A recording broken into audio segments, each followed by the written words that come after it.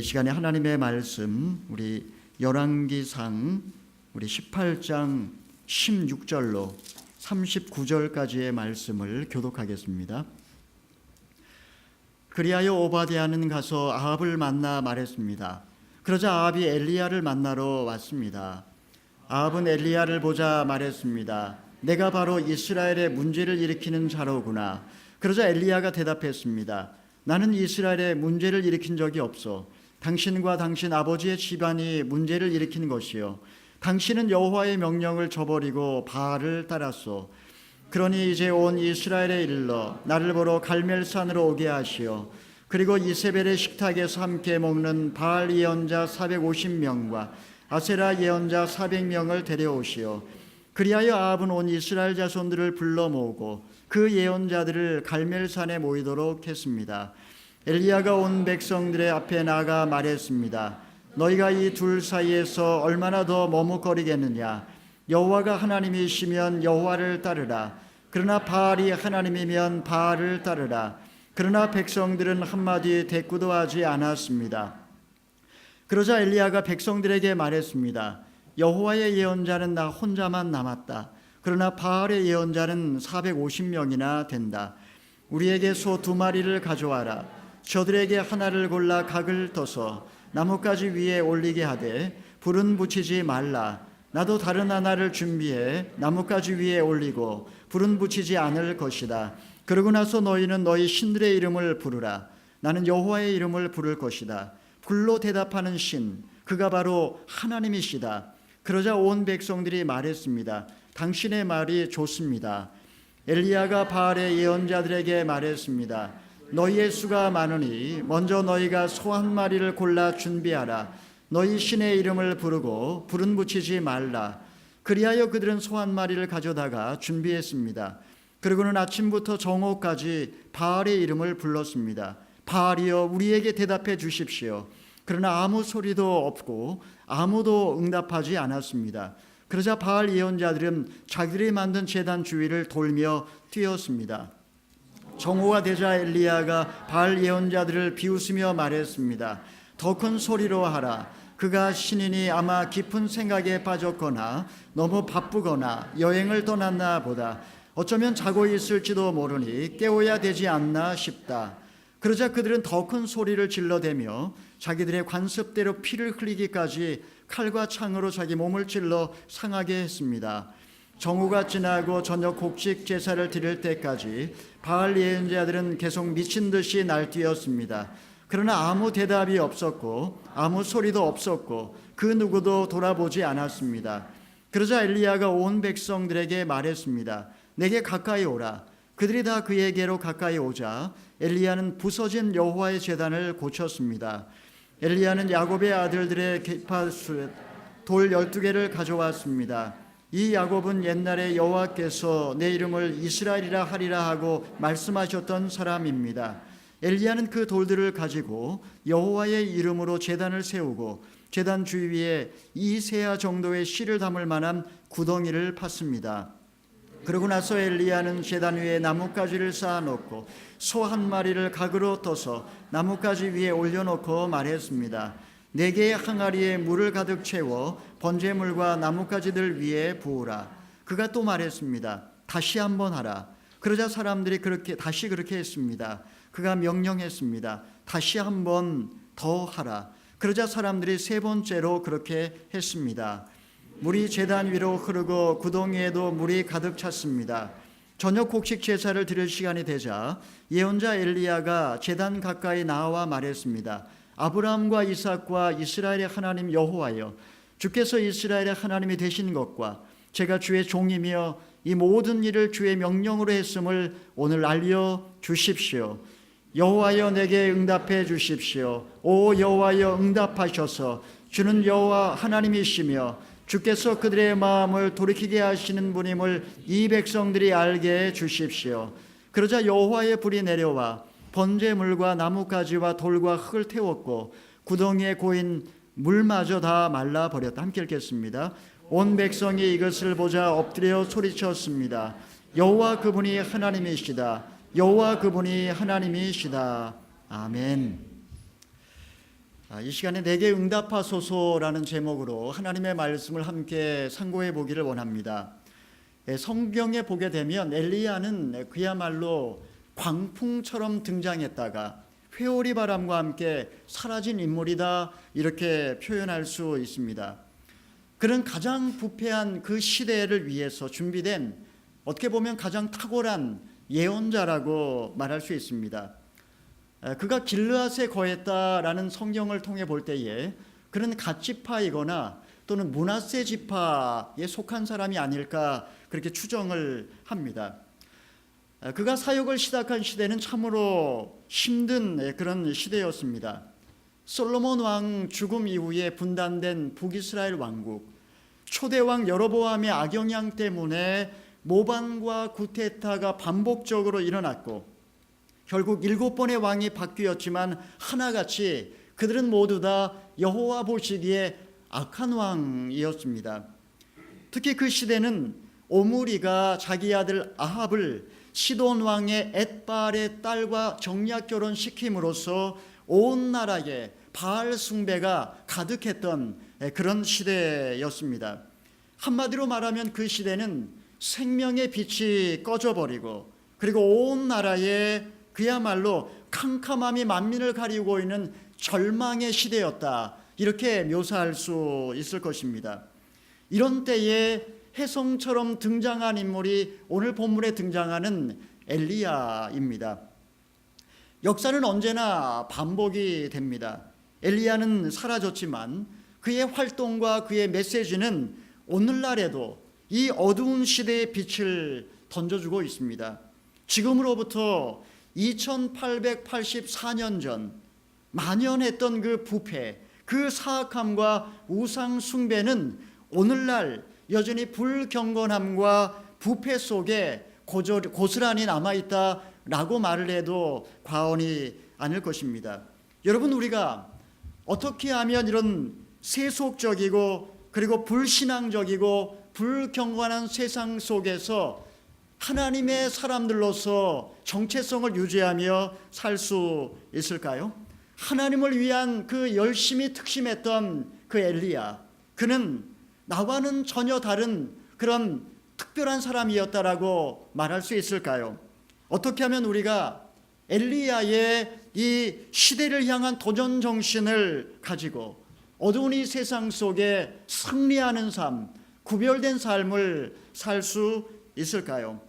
이 시간에 우리는 이 엘리야의 삶을 통해서 능력 있는 삶, 승리하는 삶의 비결에 관해서 함께 여러분과 함께 생각해 보기를 원합니다.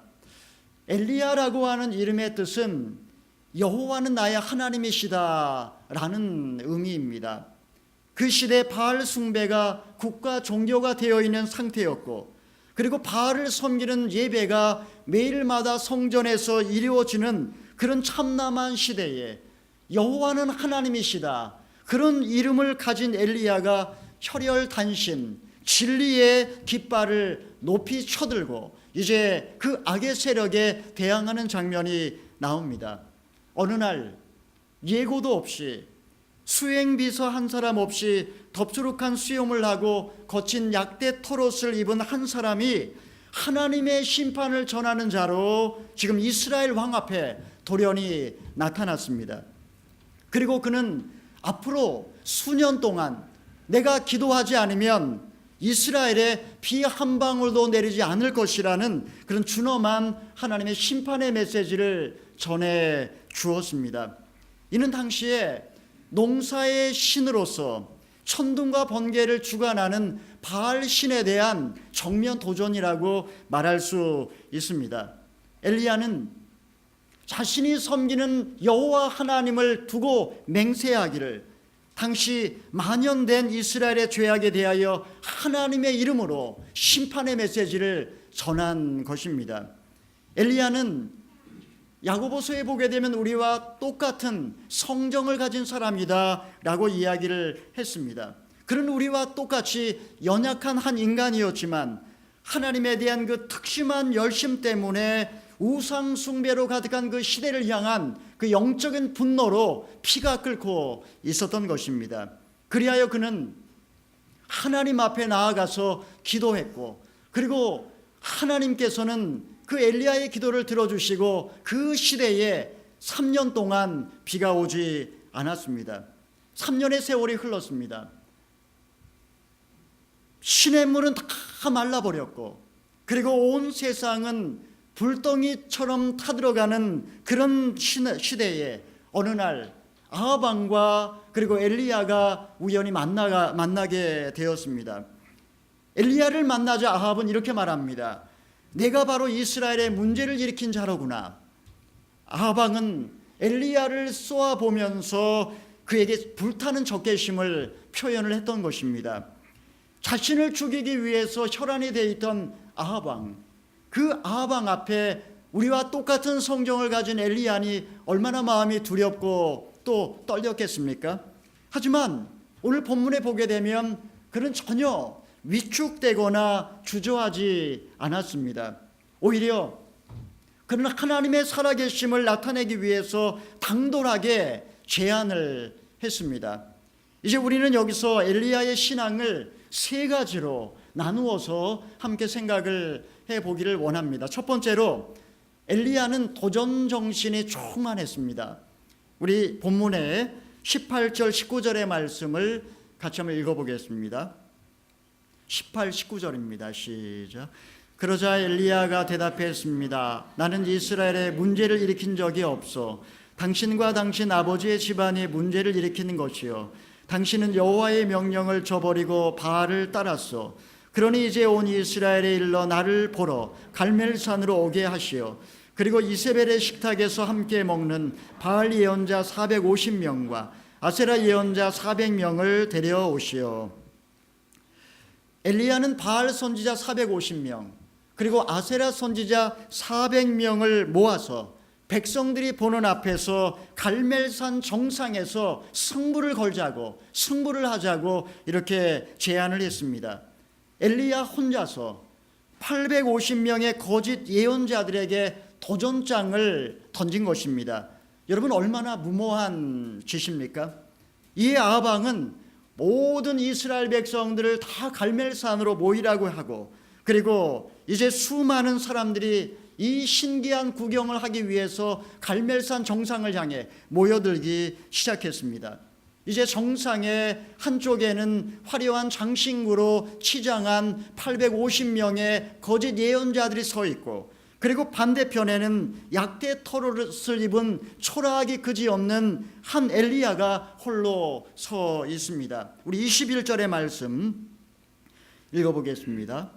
21절입니다. 시작. 엘리야가 온 백성들 앞에 나아가 말했습니다. 너희가 이 둘 사이에서 얼마나 더 머뭇거리겠느냐? 여호와가 하나님이시라면 여호와를 따르라. 그러나 바알이 하나님이면 바알을 따르라. 그러나 백성들은 한마디 대꾸도 하지 않았습니다. 이제 이스라엘 백성들 앞에서 지금 바알과 아세라 선지자를 앞에 두고 있는 엘리야가 이제 이스라엘 백성들을 향해서 말을 합니다. 호랑이와 같은 포효를 하면서 너희가 둘 사이에서 언제까지 머뭇거리려 하느냐? 여호와가 하나님이면 하나님을 섬기고 바알이 하나님이면 바알을 섬기라고 촉구를 했던 것입니다.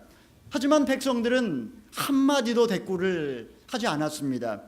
여러분, 왜 그들은 아무 말도 하지 못한 것일까요? 그들은 여호와의 선민이었음에도 불구하고 사실 핍박에 대한 두려움이 있었습니다. 여호와란 스스로 존재하는 분이라는 뜻입니다.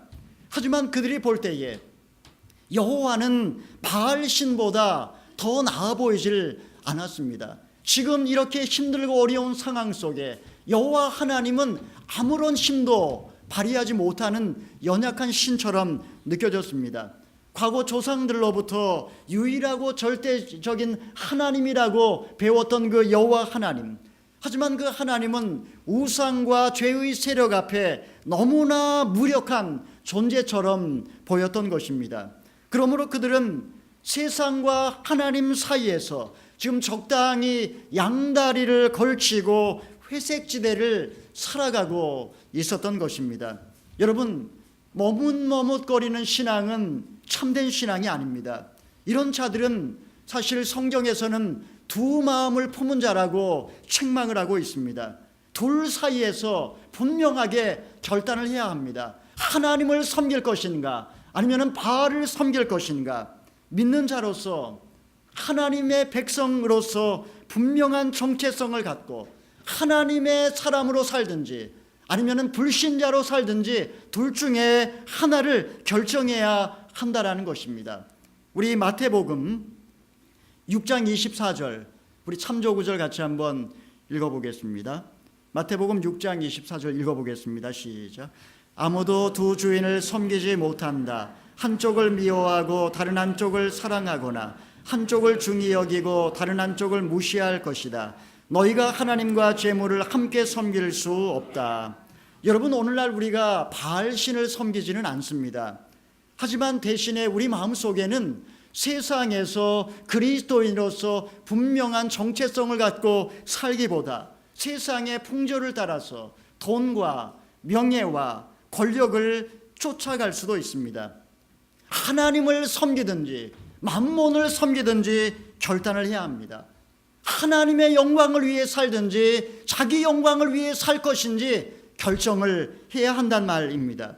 차지도 않고 덥지도 않은 신앙, 이런 미직지근한 신앙은 요한계시록에 보면 하나님이 토해내시겠다고 말씀하셨습니다. 왜냐하면 하나님은 질투하시는 하나님이시기 때문에 하나님은 결코 반쪽짜리 신앙을 우리에게 원하지 않으시고 온전한 사랑을 우리에게 요구하시기 때문입니다. 하나님은 결코 우리가 적당히 세상과 타협하며 양다리 걸치며 머뭇머뭇거리며 살기를 원치 않으시고 하나님을 섬기든지 아니면은 세상을 섬기든지 결정하라고 촉구를 하시는 것입니다. 사랑하시는 성도 여러분, 세상과 적당히 타협하지 마시고 세상에 대하여 담대하게 도전하시기를 바랍니다. 미지근하게 신앙생활하지 않고 분명하게 승리의 깃발이 휘날리는 하나님 편에 서시기를 바랍니다. 손해보지 않을까 두려워하지 마시고 세상 가치관을 쫓아 살지 마시고 오직 하나님의 영광만을 위해서 사실 수 있기를 소원합니다. 두 번째로 엘리야는 하나님의 살아계심을 확실히 믿었습니다. 중요한 게 확실히 믿었다는 것입니다. 우리 옆에 분에게 한번 이야기해 주십시오. 엘리야는 하나님의 살아계심을 확실히 믿었습니다. 엘리야는 하나님의 살아계심을 확실히 믿었습니다. 우리 25절, 26절의 말씀 읽어보겠습니다. 25절, 26절 시작. 엘리야가 바알의 예언자들에게 말했습니다. 너희의 수가 많으니 먼저 너희가 소 한 마리를 골라 준비하라.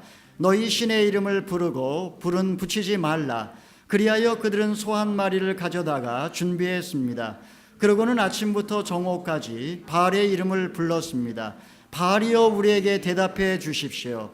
그러나 아무 소리도 없고 아무도 응답하지 않았습니다. 그러자 바알 예언자들은 자기들이 만든 제단 주위를 돌며 뛰었습니다. 여러분, 지금 1대 850입니다.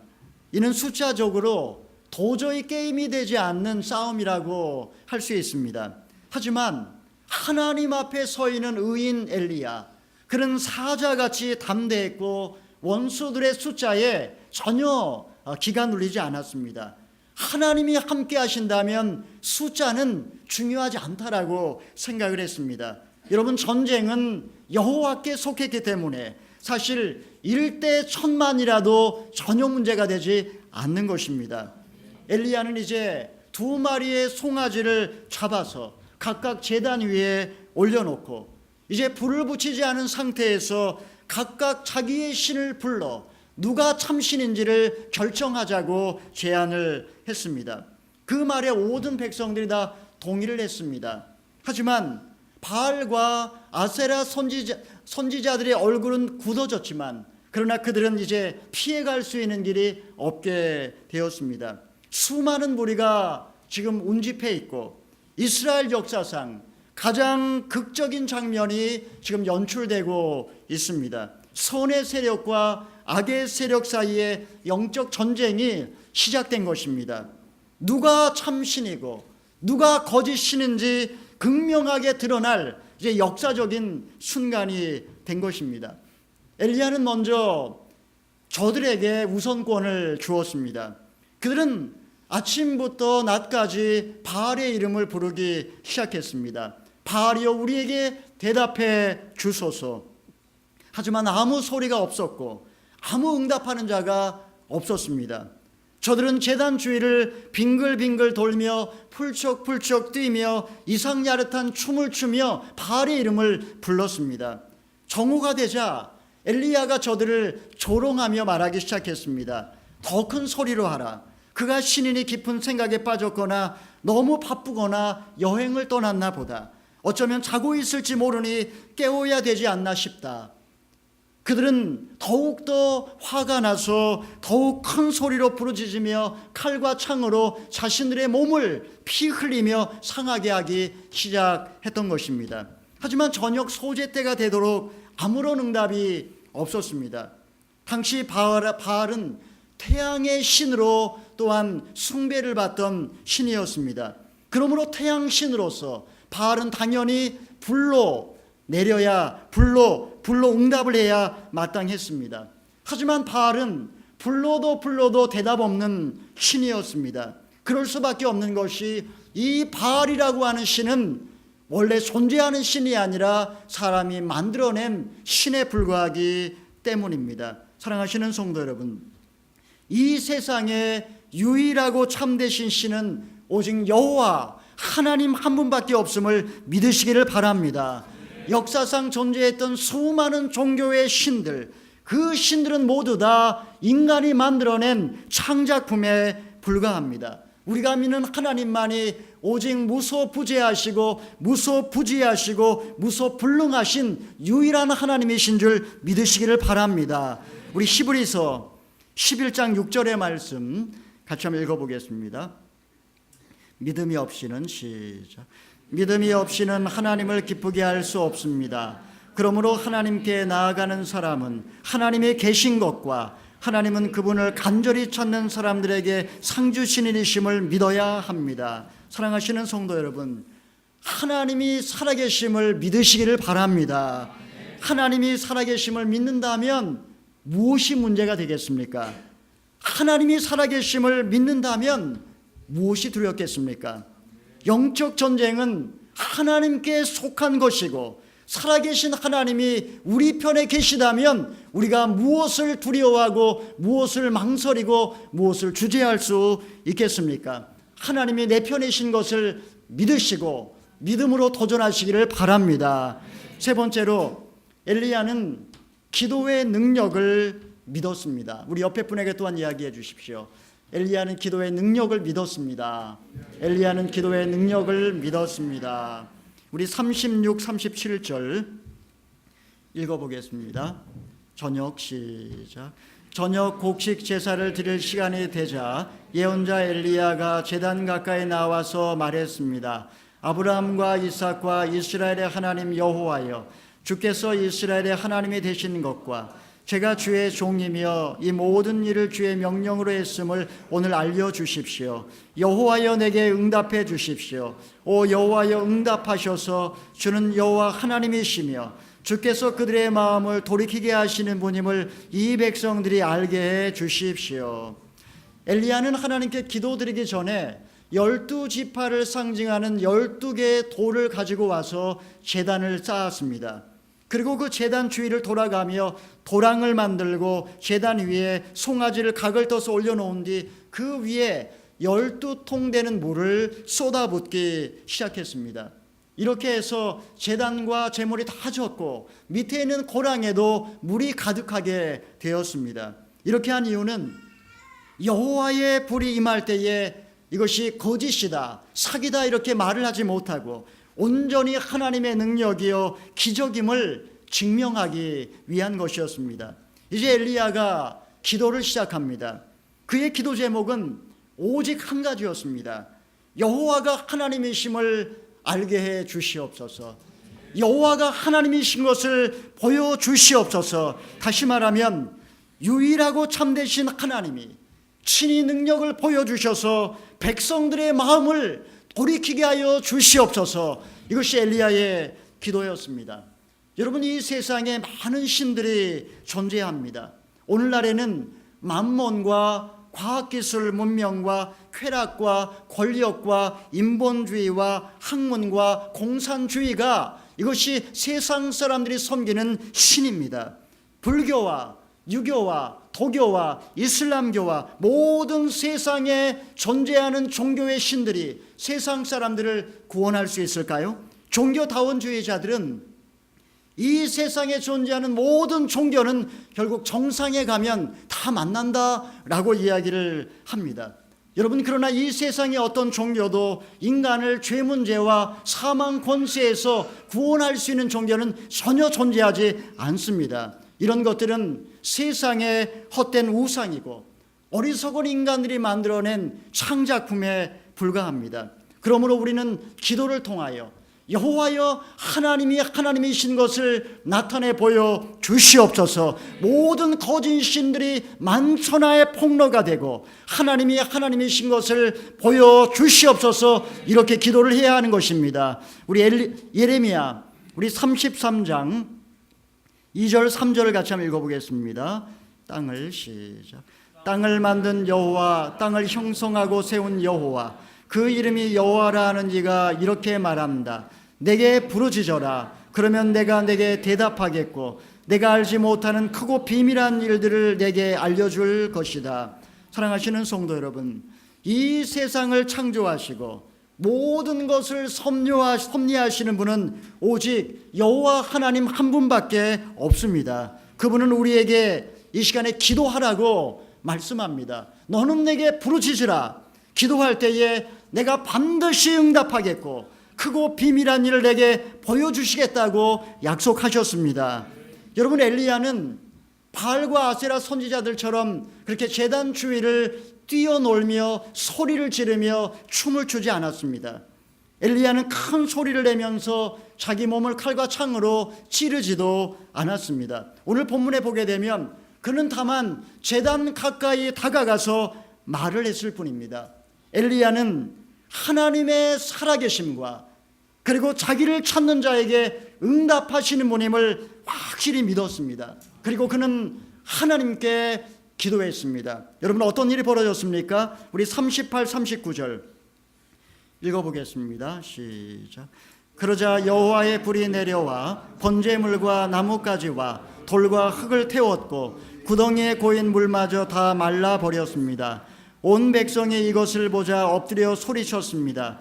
여호와 그분이 하나님이시다. 여호와 그분이 하나님이시다. 하나님께서는 엘리야의 기도를 들어주시고 하늘에서 불을 내려주셨습니다. 순식간에 모든 재물이 다 불타버렸고 그리고 그 고인 물마저 말려버렸습니다.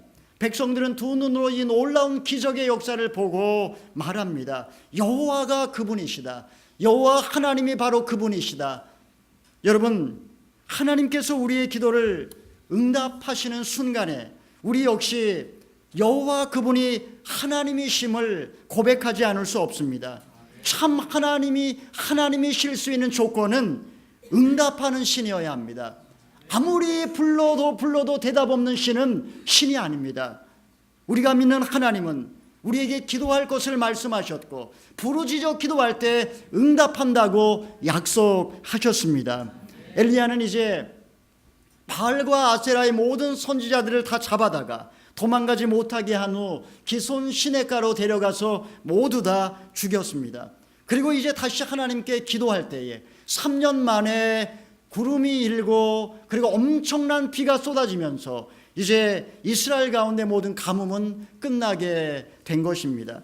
사랑하는 성도 여러분, 엘리야는 온 세상이 바알을 숭배하는 그런 죄악이 만연한 세상 속에 절망하지 않았습니다.